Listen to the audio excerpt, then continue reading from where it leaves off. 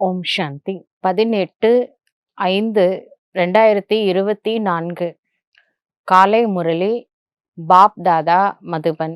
இனிமையான குழந்தைகளே, நினைவு யாத்திரையில் இருந்தீர்கள் எனில் உங்களுடைய பாவம் துண்டித்து போய்விடும்.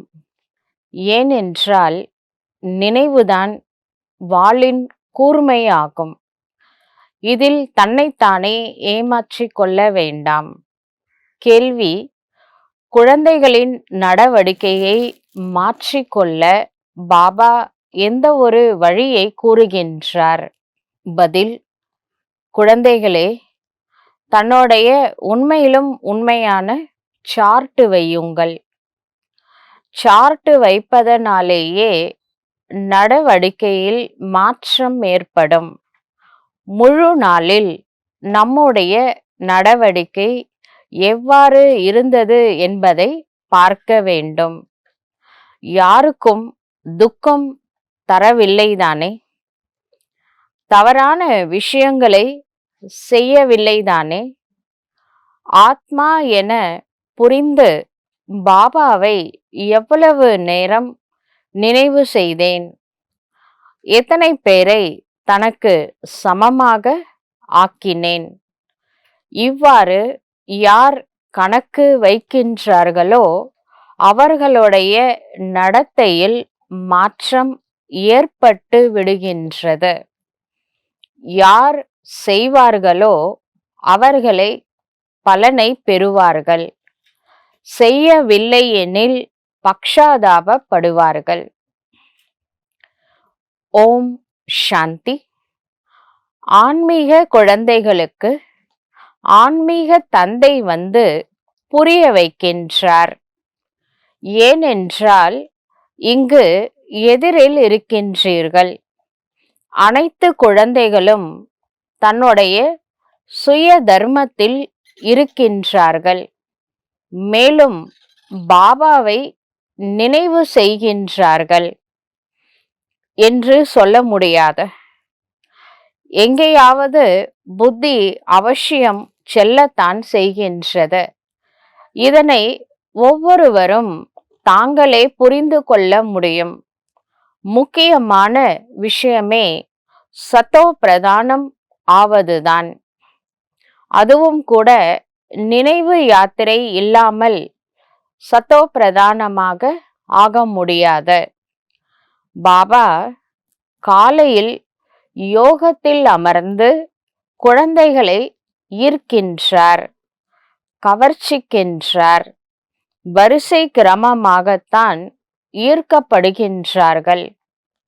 நினைவில் சாந்தியாக இருக்கின்றார்கள்.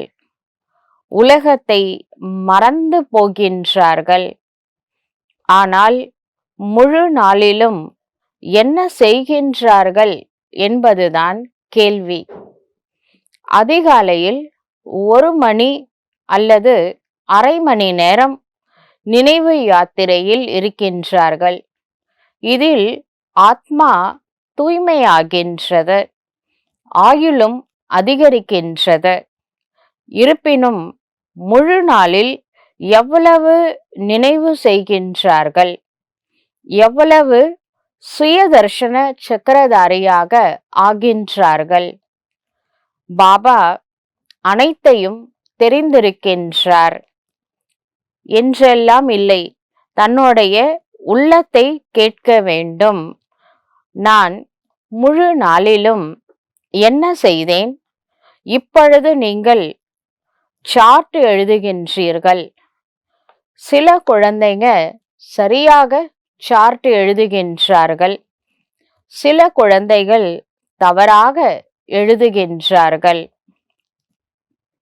நாம் தான் சிவ பாபாவுடன் தானே இருக்கின்றோம் என்று புரிந்து கொள்கின்றார்கள். சிவ பாபாவைத்தான் நினைவு செய்து கொண்டு இருந்தேன்.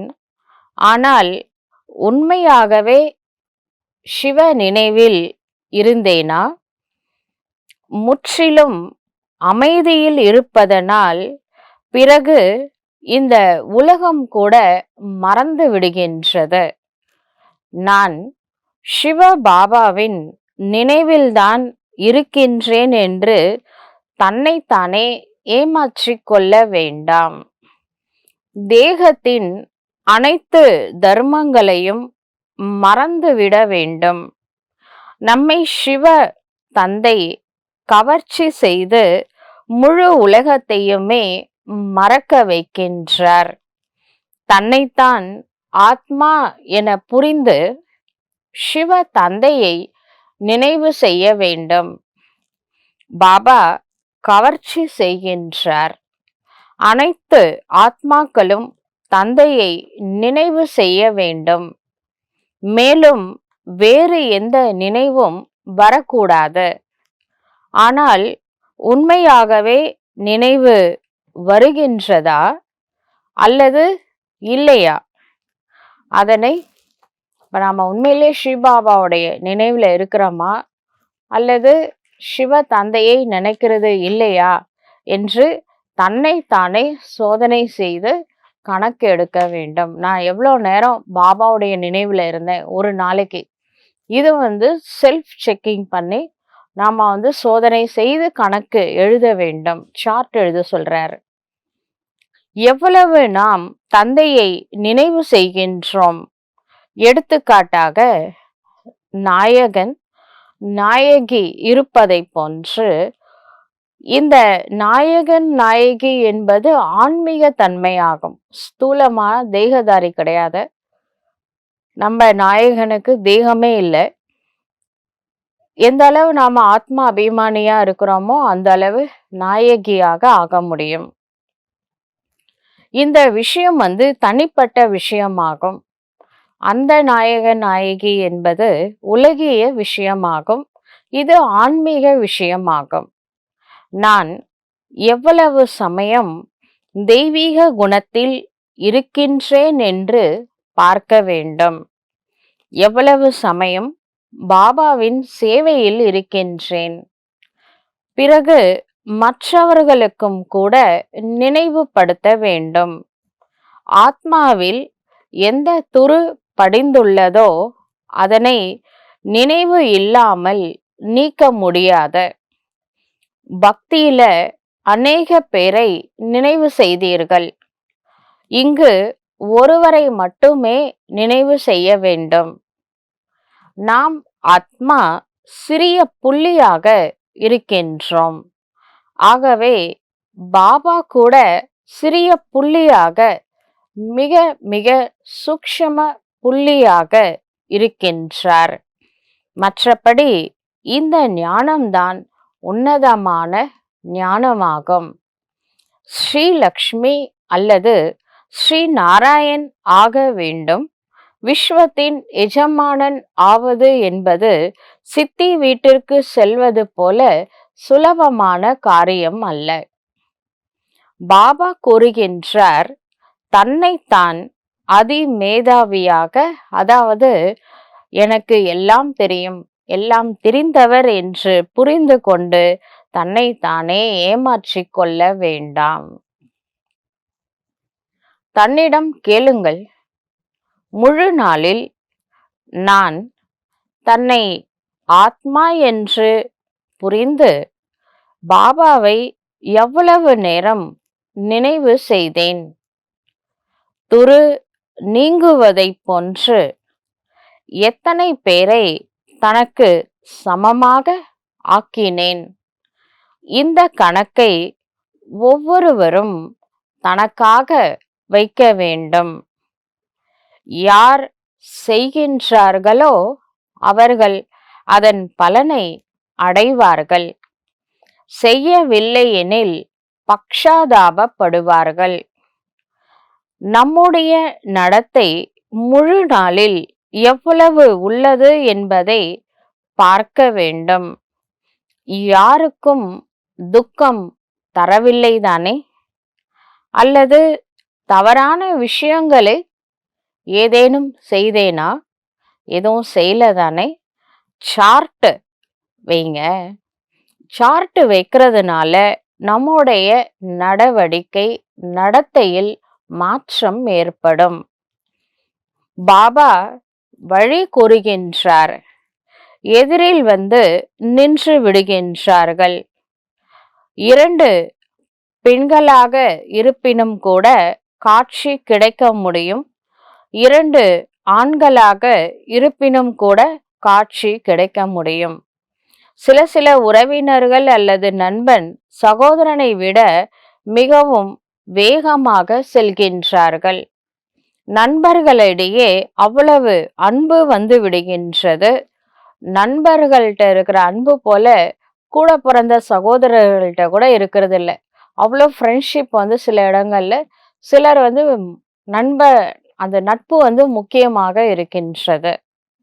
ஒருவர் மற்றவரை மிகவும் நன்றாக அந்த உண்மையான அன்புனால ஒரு நண்பன் கவலைப்படுறாங்க, கஷ்டப்படுறாங்கன்னா தூக்கி விடுறாங்க, உயர்த்தி விடுகின்றார்கள். பாபா அனுபவியாக இருக்கின்றார் அல்லவா? ஆகவே அதிகாலையில பாபா அதிகமாக கவர்ச்சிக்கின்றார், காந்தமாக இருக்கின்றார். எப்பொழுதும் தூய்மையானவராக இருக்கின்றார். ஆகவே அவர் கவர்ந்து இழுக்கின்றார். தந்தை எல்லையற்றவர் அல்லவா? அவர் மிகவும் அன்பான குழந்தை என்று புரிந்து கொள்கின்றார். மிகவும் பலமாக ஈர்க்கின்றார். ஆனால் இந்த நினைவு பயணம் மிகவும் அவசியமானது ஆகும். எங்கு சென்றாலும் பயணம் செய்து கொண்டு இருந்தாலும், எழுந்தாலும், அமர்ந்தாலும், சாப்பிட்டாலும் கூட இறை நினைவில் சாப்பிட வேண்டும். அனைத்து காரியத்தையும் சிவ நினைவில் செய்ய வேண்டும். நாயகன் நாயகி எங்கிருந்தாலும் நினைவு செய்கின்றார்கள் அல்லவா? இது கூட அப்படித்தான். சிவ தந்தையை நினைவு செய்ய வேண்டும். இல்லையெனில் விகர்மம் எப்படி விநாசமாகும்? வேறு எந்த உபாயமும் இல்லை. நம்ம 63 பிறவியா செஞ்ச விகர்மத்தை விநாசம் பண்ணணும்னா இடைவிடாத இறை நினைவு இருக்கணும். அமிர்த வேலை யோகா, சாயந்தர யோகாலாம் பத்தாத, ஃபுல் டே பாபா நினைவில் இருக்கணும். அதுக்காக கர்ம யோகா செய்ய வேண்டும். நான் ஒரு நாளைக்கு எவ்வளவு மணி நேரம் இறை நினைவில் இருந்தேன் அப்படின்ற கணக்கையும் இறைவனிடம் கொடுக்க வேண்டும். இது மிகவும் ஆழமான விஷயமாகும். யோகா சப்ஜெக்ட் கத்தியின் கூர்மையில் செல்ல வேண்டியதாக இருக்கின்றது. நினைவுதான் வாளின் கூர்மையாகும். அடிக்கடி கூறுகின்றீர்கள். சிலர் சொல்றாங்க, பாபா நான் உங்களை மறந்துடுறேன் அப்படின்ட்டு பாபாட்டே சொல்றாங்க. வாள் என்று ஏன் கூறுகின்றீர்கள்? ஏன் என்றால் இதனால் பாவம் துண்டிக்கப்படும். அதனால அதுக்கு ஞான வாள் என்று பெயர். நீங்கள் தூய்மையாக ஆவீர்கள். பாவம் கட் ஆயிடுச்சுன்னா ஆத்மா தூய்மையான ஃப்ளாலஸ் டைமண்டா மாறும். இது மிகவும் கூர்மையானது ஆகும். எவ்வாறு அவர்கள் நெருப்பை கடந்து செல்கின்றார்கள்? உங்களுடைய புத்தியோகம் தந்தையிடம் சென்று விடுகின்றது. பாபா வந்திருக்கின்றார். இங்கு நமக்கு ஆஸ்தியை தருகின்றார். மேலும் மேல இல்ல, பரந்தாமத்துல எங்க இருக்காரு? கீழே வந்திருக்கிறாரு. சாதாரணமான உடலில் வருகின்றேன் என்று கூறுகின்றார். நீங்கள் தெரிந்திருக்கின்றீர்கள், பாபா மேலே இருந்து கீழே வந்துள்ளார். சைத்தன்யமான வைரம் இந்த பிரம்மா பாபாவுடைய டப்பா உடம்புல அமர்ந்திருக்கின்றது.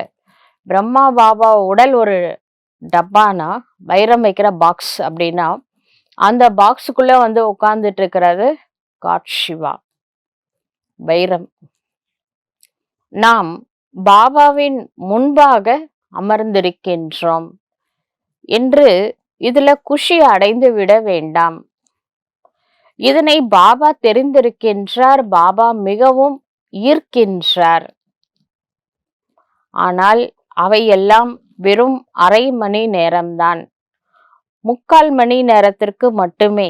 மற்றபடி முழு நாளும் வீணாக இழக்கின்றீர்கள். 1/2 மணி நேரம் 3/4 மணி நேரம் கிளாஸ் கேட்குறோம்ல ஒரு நாளைக்கு, மீதி டைம் எல்லாம் வேஸ்ட் பண்றோம். அதுல என்ன லாபம் இருக்கு வேஸ்ட் பண்றதுனால? குழந்தைகளாகிய நீங்கள் தன்னுடைய சார்ட்டின் மீது கவனம் வைக்க வேண்டும். நான் சொற்பொழிவு செய்ய முடியும், சார்ட்டு எழுதுவதற்கு எனக்கு என்ன அவசியம் உள்ளது என்றெல்லாம் இங்கு சொல்லக்கூடாது. இந்த தவறை செய்ய வேண்டாம். மகாரதிகள் கூட சார்ட்டு வைக்க வேண்டும். நம்ம தான் மகாரதி ஆயிட்டோம்ல, இனிமே சார்ட் தேவையில்லைன்னு நினைக்கக்கூடாது. எவ்வளோ வருஷம் ஞானத்துல இருந்தாலும் சார்ட் வைக்கணும். மகாரதிகள் நிறைய பேர் இல்லை, விரலை விட்டு எண்ணி விடலாம். நிறைய பேருக்கு பெயர் ரூபத்தில் அதிகமாக நேரம் வீணடிக்கப்படுகின்றது. லட்சியம் மிகவும் உயர்வான லட்சியமாகும். பாபா அனைவற்றையும் புரிய வைத்து விடுகின்றார். ஆகையினால எந்த ஒரு மாணவரும் பாபா இந்த கருத்தை புரிய வைக்கவில்லையே என எண்ண முடியாது. எல்லாத்தையும் பாபா புரிய வைக்கிறாரு. நினைவு மற்றும் சிருஷ்டி சக்கரத்தின் ஞானம் இது முக்கியமானதாகும். இந்த சிருஷ்டி சக்கரத்தின் 84 ஜென்மங்களை பற்றி குழந்தைகளாகிய உங்களை தவிர வேறு யாருமே தெரிந்திருக்கவில்லை. வைராகியம் கூட உங்களுக்கு வருகின்றது. நீங்கள் தெரிந்துள்ளீர்கள், இப்பொழுது இந்த மரண உலகம் வசிப்பதற்காக அல்ல, செல்வதற்கு முன் பவித்திரமாக ஆக வேண்டும். எப்படி இருந்தாலும் நம்ம மேல போய் தான் ஆகணும். ஆனா பாபா சொல்றாரு, போறது போறீங்க, தூய்மையாயிட்டு வாங்க அப்படின்னு சொல்றாரு. தெய்வீக குணமும் அவசியம் இருக்க வேண்டும். வரிசை கிரமமான மாலையில் வர வேண்டும். பிறகு வரிசைப்படி ராஜ்யத்தில் வருவீர்கள். பின்பு வரிசை கிரமமாக உங்களுக்கும் கூட பூஜை செய்யப்படுகின்றது, நடைபெறுகின்றது. அநேக தேவதைகளுக்கு பூஜை நடைபெறுகின்றது. என்னென்ன பெயர் வைக்கின்றார்கள்? சண்டிகா தேவிக்கு விழாவை நடத்துகின்றார்கள். யார் நினைவின் கணக்கை வைப்பதில்லையோ அவர்கள் மாறுவதே இல்லை. பாபாவை நினைக்க நினைக்க நம்மளுக்குள்ள சில மாற்றங்கள் ஏற்படும். பாபாவை நினைக்கலன்னா அவங்களுக்குள்ள மாற்றமே வராது. அப்பொழுதுதான் கூறப்படுகின்றது, இவர் சண்டிகையாக இருந்தார் என்று. கேட்பதும் இல்லை, யோசிக்கிறதும் இல்லை, கேட்பதும் இல்லை, ஏற்றுக்கொள்வதும் இல்லை. இவை எல்லையற்ற விஷயமாக இருக்கின்றது. முயற்சி செய்யவில்லை என்றால் பாபா கூறுவார், இவர் பாபாவை கூட ஏற்றுக்கொள்பவர் அல்ல, பதவி குறைவாக ஆகிவிடும். ஆகவே பாபா கூறுகின்றார், தன் மீது மிகவும் கவனம் வைக்க வேண்டும். பாபா அதிகாலையில எழுந்து எவ்வளவு முயற்சி செய்ய வைக்கின்றார். ஞான யாத்திரை, நினைவு யாத்திரைக்காக இது மிகவும் உயர்வான லட்சியமாக உள்ளது. ஞானத்தை மிகவும் எளிதான பாடம் என்று சொல்லலாம். ஞானத்தை மிகவும் எளிதான பாடம் என்று சொல்லலாம். 84 ஜென்மத்தின் சக்கரத்தை நினைவு செய்வது பெரிய விஷயம் ஒன்றுமே இல்லை. மற்றபடி உன்னதமான பொருளாக இருப்பது நினைவு யாத்திரைதான். இதில்தான் அதிக மாணவர்கள் தோல்வி அடைந்து விடுகின்றார்கள். உங்களுடைய யுத்தம் கூட இதுல தான் இருக்கின்றது. நீங்கள் நினைவு செய்கின்றீர்கள், மாயா பின்னுக்கு இழுத்து விடுகின்றது. நீங்க முன்னாடி வரீங்க, மாயா பின்னாடி இழுத்து விடுது. ஞானத்தில் யுத்தத்திற்கான விஷயம் எதுவும் இல்லை. அதுதான் வருமானத்திற்கு வழியாக இருக்கின்றது. இதுல தூய்மையாக வேண்டும் அப்படின்னு தான் பாபா சொல்றாரு. ஆகையினால பாபாவை அழைக்கின்றார்கள், வந்து பதித்த மாணவர்களை பாவனமாக ஆக்குங்கள் என்று அழைக்கின்றார்கள். எங்களுக்கு கல்வி கற்றுத்தாருங்கள் என்று கூறுவதில்லை, பாவனமாக ஆக்குங்கள் என கூறுகின்றார்கள். ஆகையினால இந்த கருத்துக்கள் அனைத்தையும் புத்தியில் வைக்க வேண்டும். முழுமையாக ராஜ யோகியாக ஆக வேண்டும். ஞானம் மிகவும் எளிதானதாகும். மிகவும் யுக்தியாக புரிய வைக்க வேண்டியதாக இருக்கின்றது. அவ்வளவுதான். வார்த்தையில் மிகவும் இனிமையாக இருக்க வேண்டும். உங்களுக்கு இந்த ஞானம் கிடைக்கின்றது, அதுவும் கர்மத்தின் அனுசாரமாக என கூறலாம். ஆரம்பத்திலிருந்து இறுதி வரை பக்தி செய்திருக்கின்றீர்கள் எனில் நல்ல கர்மத்தை செய்திருக்கின்றீர்கள். ஆகையினால சிவபாபா நல்ல விதமாக வந்து புரிய வைக்கின்றார். எவ்வளவு அதிகமாக பக்தி செய்திருக்கின்றீர்கள்? எவ்வளவு நம்ம பக்தி பண்ணியிருக்கோம்? சிவபாபா எவ்வளோ திருப்தி அடைவாரோ அவ்வளோ பக்தி பண்ணியிருக்கோம். ஆகவே இப்பொழுது கூட ஞானத்தை சீக்கிரமாக எடுத்துக்கொள்வார்கள். மகாரதியின் புத்தியில கருத்துக்கள் இருக்கும், எழுந்து கொண்டே இருந்தீர்கள் என்றால் நல்ல நல்ல கருத்துக்களை தரம் பிரித்து எடுத்து வைத்து கொள்ளலாம். கருத்துக்களை எடை போட்டு பாருங்கள். ஆனால் இப்படிப்பட்ட முயற்சியை யாருமே செய்வது இல்லை. சிரமப்பட்டு ஒரு சிலரே குறிப்பு எடுத்து கொள்கின்றார்கள். மேலும் நல்ல கருத்துக்களை எடுத்து தனியாக எழுதி வைத்து கொள்வார்கள். பாபா எப்பொழுது கூறுவார், சொற்பொழிவு ஆற்ற வேண்டும் அப்படின்னு சொன்னார்னா, சொற்பொழிவு செய்வதற்கு முன்பு முதலில் எழுதுங்கள் அப்படின்னு சொல்றாரு. பின்பு சோதனை செய்யுங்கள். இவ்வாறு முயற்சி செய்யறது இல்லை. அனைத்து கருத்துக்களும் எடுத்துக்கொள்கின்றார்கள். உங்களுக்கும் இது மிகவும் அவசியமாக உள்ளது. கருத்துக்களை எழுதி கொண்டு பின்பு படிக்க வேண்டும், திருத்தம் செய்ய வேண்டும். இவ்வளவு முயற்சி செய்யவில்லை என்றால் ஆர்வம் ஏற்பட முடியாது. உங்களுடைய புத்தி யோகம் வேறு வேறு திசைகளில் அலைந்து கொண்டு இருக்கின்றது. மிகவும் குறைவானவர்களே சரளமாக நடந்து கொள்கின்றார்கள். சேவையை தவிர வேறு ஒன்றும் புத்தியில் இருப்பது இல்லை. மாலையில் வர வேண்டும் எனில் முயற்சி செய்ய வேண்டும். பாபா வழி தருகின்றார். பின்பு உள்ளத்தில் வந்து விடுகின்றது. நினைவு இல்லை எனில் அவர்கள் தானே அறிந்து கொள்வார்கள்.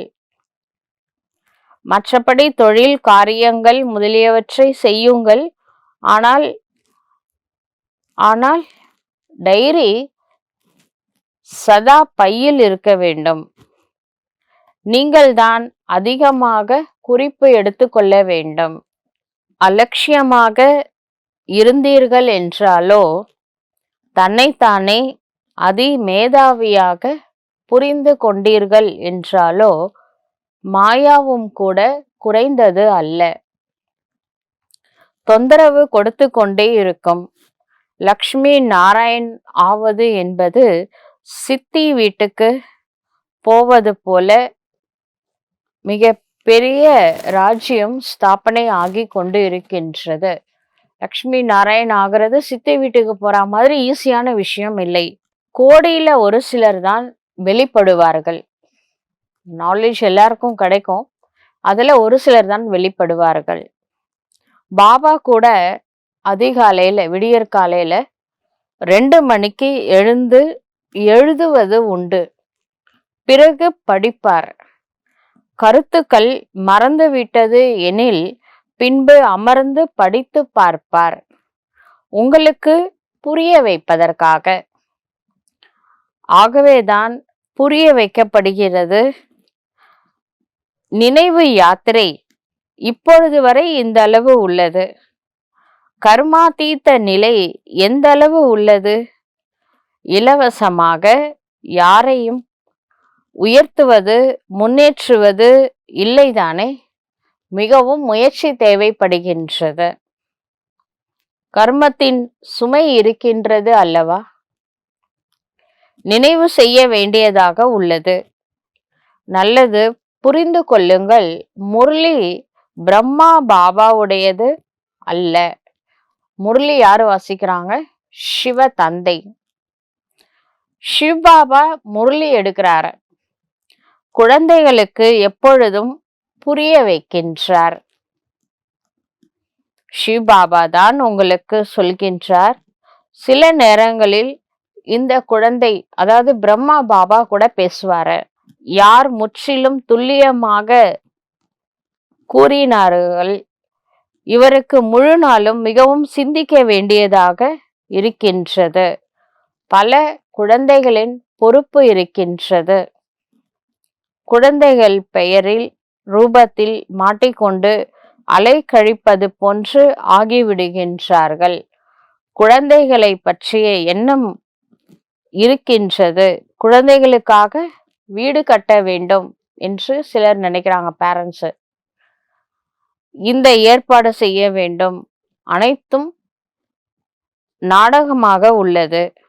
பாபாவிற்கும் நாடகம்தான், இவருக்கும் கூட நாடகம்தான், உங்களுக்கு கூட நாடகம்தான்.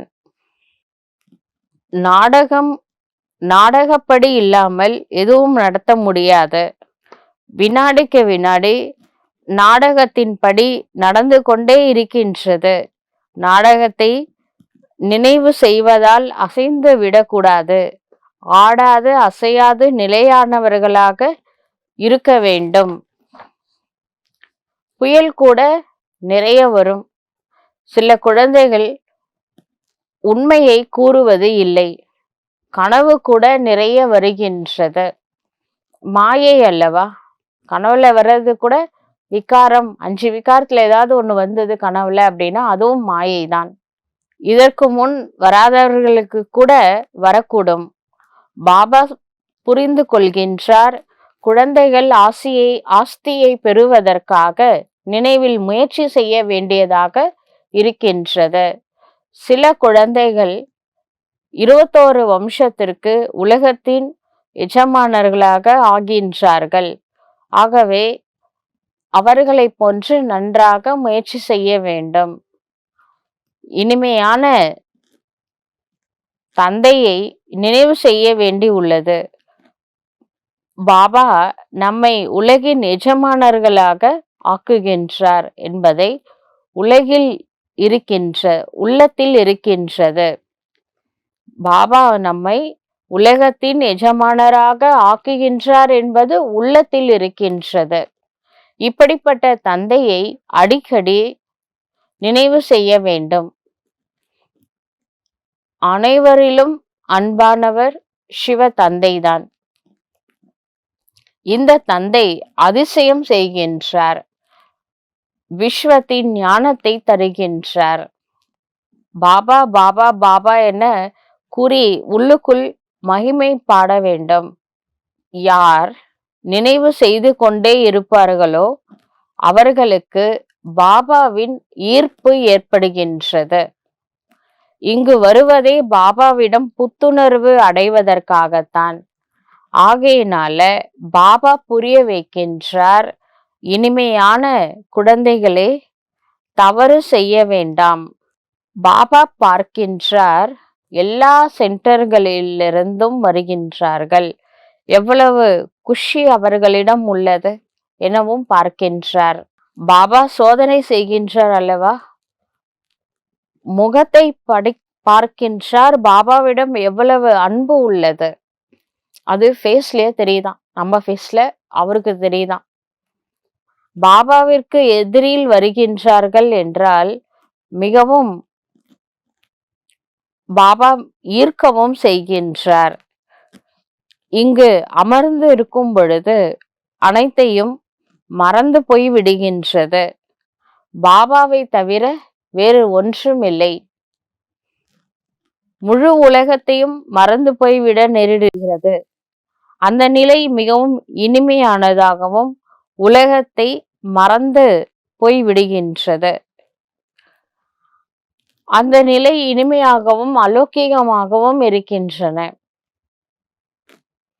பாபாவின் நினைவில் அமர்ந்தவுடன் அன்பு கண்ணீர் வருகின்றது. பக்தி மார்க்கத்திலும் கண்ணீர் வருகின்றது. பாபா நினைவிலையும் கண்ணில் கண்ணீர் வருது, பக்தி மார்க்கத்திலும் கண்ணில் கண்ணீர் வருது. பாபாவிடம் உண்மையான அன்பு வைப்பது இங்கிருக்கும் விஷயம் முற்றிலும் தனிப்பட்ட விஷயம் ஆகும். இங்கு நீங்கள் சிவ பாபாவிடம் வருகின்றீர்கள், அவசியம் ரதத்தில் சவாரி செய்ய வேண்டும் அல்லவா? சரீரம் இல்லாமல் ஆத்மாக்கள் இங்குதான் வந்து சந்தித்து கொள்ள முடியும். இங்கோ அனைவரும் அஷரீரியாக உள்ளனர். சரீரமே இல்லாத ஆத்மா பரந்தாமத்துல சந்திச்சுக்கலாம். அங்க எல்லா ஆத்மாக்களும் அஷரீரியாக இருக்கும். இவர் பாபாதான் என்பதை தெரிந்திருக்கின்றீர்கள். ஆகவே தந்தையை நினைவு செய்ய வேண்டியது அவசியமாகும். மிகவும் அன்புடன் மகிமை செய்ய வேண்டும். பாபா நமக்கு என்னவெல்லாம் அளிக்கின்றார் அந்த மகிமையை பாட வேண்டும், புகழ் பாடணும். நீங்கள் குழந்தைகள் என்று தெரிந்திருக்கின்றீர்கள். பாபா வந்திருக்கின்றார் நம்மை இந்த காட்டிலிருந்து அழைத்து செல்வதற்காக. மங்களம் பகவான் விஷ்ணு என சொல்லப்படுகின்றது. அனைவருக்கும் மங்களம் செய்ய வைப்பவர், அனைவருக்கும் நன்மை ஏற்படுகின்றது. பாபா ஒருவர்தான் எனில் அவரை நினைவு செய்ய வேண்டும். நாம் ஏன் பிறருக்கு நன்மை செய்ய முடிவதில்லை? அவசியம் ஏதோ குறை இருக்கின்றது. பாபா கூறுகின்றார், நினைவில் கூர்மை இல்லை, எனவே வார்த்தையிலும் கூட கவர்ச்சி ஏற்படுவது இல்லை. இதுவும் கூட நாடகம்தான். இப்பொழுது நன்றாக கூர்மையை தாரணை செய்ய வேண்டும். நினைவின் யாத்திரையில்தான் மிகவும் கடினமானதாக உள்ளது. நாம் சகோதரனுக்கு ஞானத்தை தருகின்றோம், பாபாவின் அறிமுகத்தை தருகின்றோம். பாபாவுடைய ஆஸ்தியை பெற வேண்டும். பாபா தெரிவித்துக் கொள்கிறார், அடிக்கடி மறந்து போய் விடுகின்றனர். பாபா அனைவரையும் குழந்தையாக புரிந்து கொள்கின்றார். ஆகவே தான் குழந்தாய் குழந்தாய் என கூறுகின்றார்.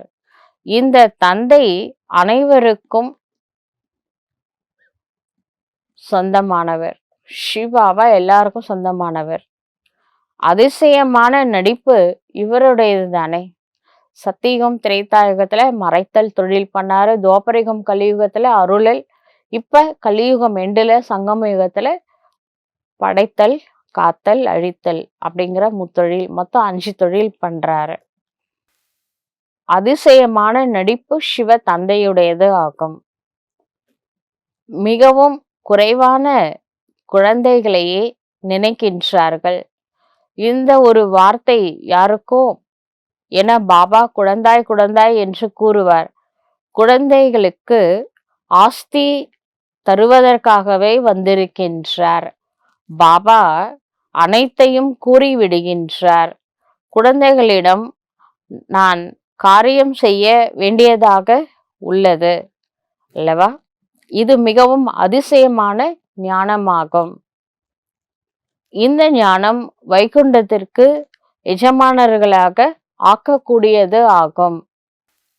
ஆகவே இவ்வாறாகத்தான் இருக்க வேண்டும். அல்லது ஒவ்வொருவருக்கும் பாபாவை நினைவு செய்ய வேண்டும், தெய்வீக குணத்தை நினைவு செய்ய வேண்டும். வாழ்நாள் ஒரு பொழுதும் தலைகீழான வார்த்தைகளை பேச வேண்டாம். அன்புடன் காரியம் செய்து கொள்ள வேண்டும். நல்லது.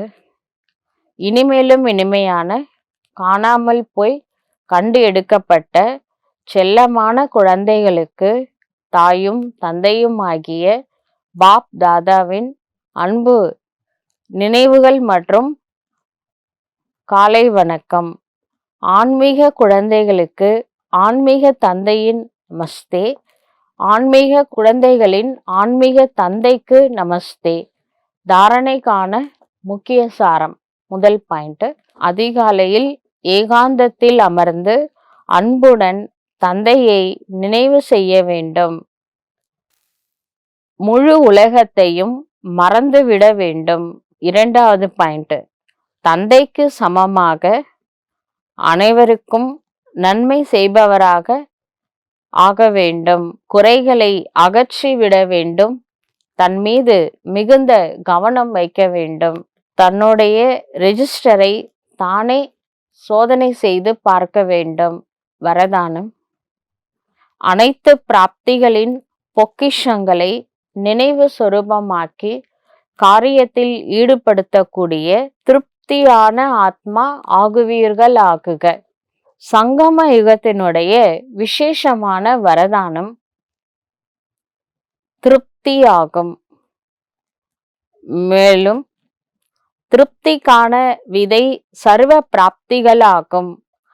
அதிருப்திக்கான விதை ஸ்தூல மற்றும் சூக்ஷ்மமான அப்பிராப்திகளாகும். பிராமணர்களின் பொக்கிஷத்தில் அப்பிராப்திக்கான பொருள் என்று எதுவுமே இல்லை என்பது பிராமணர்களுக்கான புகழ் ஆகும். அனைத்து குழந்தைகளும் ஒருவர் மூலமே ஒரே மாதிரியாக அளவிட முடியாத பொக்கிஷம் கிடைக்கின்றது. அந்த கிடைக்கப்பட்ட பொக்கிஷங்களை ஒவ்வொரு சமயமும் காரியத்தில் மட்டும் பயன்படுத்துங்கள். அதாவது நினைவு சொரூபமாக ஆகுங்கள். எல்லையற்ற பிராப்திகளை எல்லைக்கு உட்பட்டதாக மாற்றம் செய்யவில்லை என்றால் சதா திருப்தியாக இருப்பீர்கள். ஸ்லோகன், எங்கே நம்பிக்கை இருக்கின்றதோ அங்கே வெற்றிக்கான அதிர்ஷ்டத்தின் ரேகை நெற்றியில் கட்டாயம் இருக்கும். நம்பிக்கை இருக்கிற இடத்துல வெற்றி அவசியம் இருக்கும். நல்லது. ஓம் சாந்தி.